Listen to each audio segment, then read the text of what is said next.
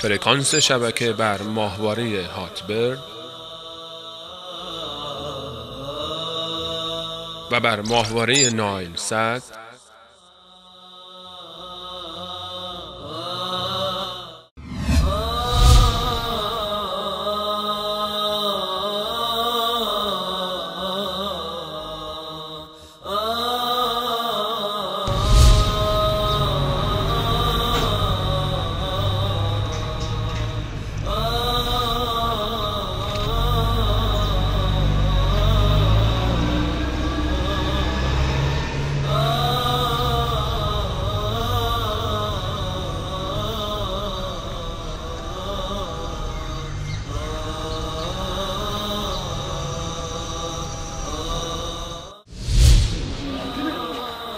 بابا من قیمت باباشون رو میخوام میره کله پاچه که نمیفروشم آقا چی درک نکنم چی میگی بابا برگشت میگه که کلیت چی اینجوری میفروشی شما مگه قرار نبود که مثلا ما نمیخوایم بفروشیم نه اگه شما بچه خودتون باشه همین قیمت میفروشید در حضرت علی اگه آدم بخواد بیاد از خودشون بخره نه قیمت خون باباشون میدن میخوادی نه بگونن اومدی آخه جمع کنید حداقل اگه نمیتونید چیز کنید جمعش کنید ول کن آقا تقصیر تو شو به شما چه ربطی داره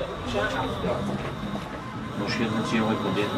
مثل مشکلات مالی داریم میخوام بفروشم و ببینیم مشکلات مالی میشه. این الان نزدیک 10 سال پیش ما پدرش خودش نزدیک 10 سال خدا شاید پیش ما مادرش رفت ازدواج کرد خواهرش که اصلا نگن بهتره اومد پیش ما بود بر حسب مشکلات گرفتاری که واسش پیش اومدیم گفتیم که خب به خواسته خودش گفت من من میخوام کلیه‌مو بفروشم فلان اینا اومدیم اینجا.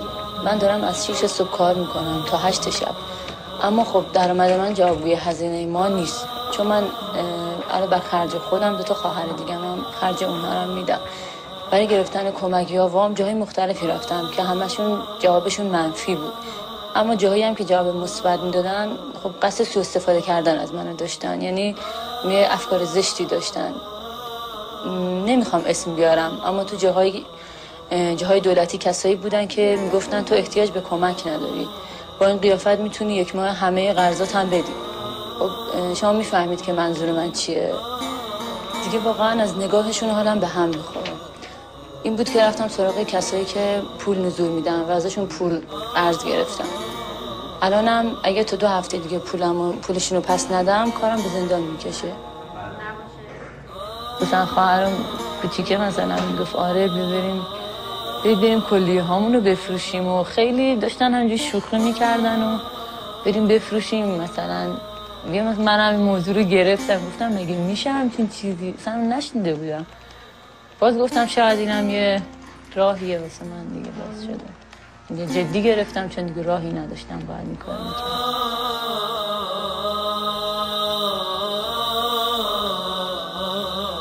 احساس خوبی ندارم 100%.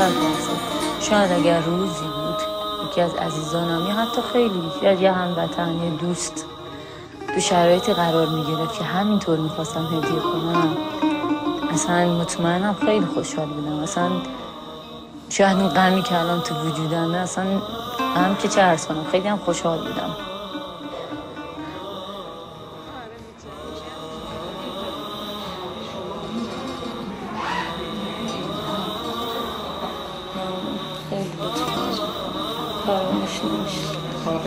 قابل شما رو ندارم فاصله پولش جدا خیلی زحمتش بود.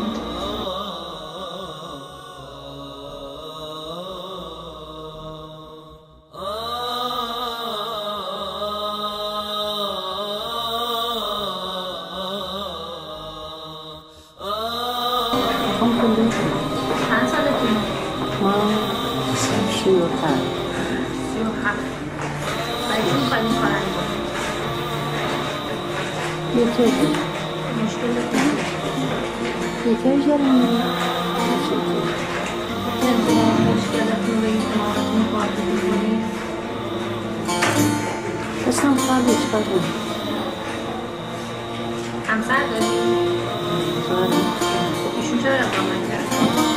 نه نمیتونی چون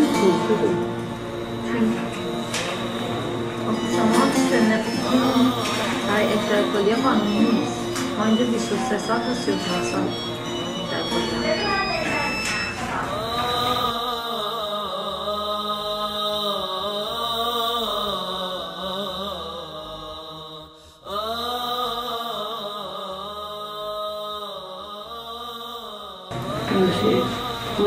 اصلا پزشکا قبول نمیکنن، جراحی انجام نمیدن، بنیاد قبول نمیکنن.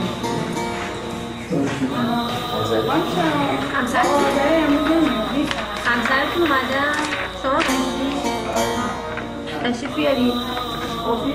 چرا این کار انجام؟ یعنی هیچ راه دیگه ای نداری؟ نداریم که اومدیم.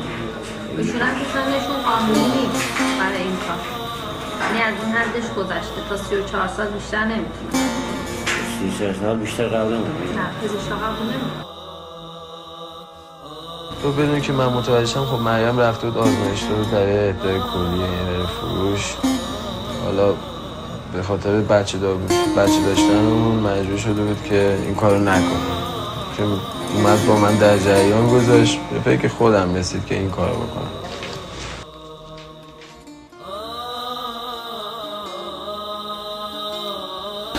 سرش اینجا بود.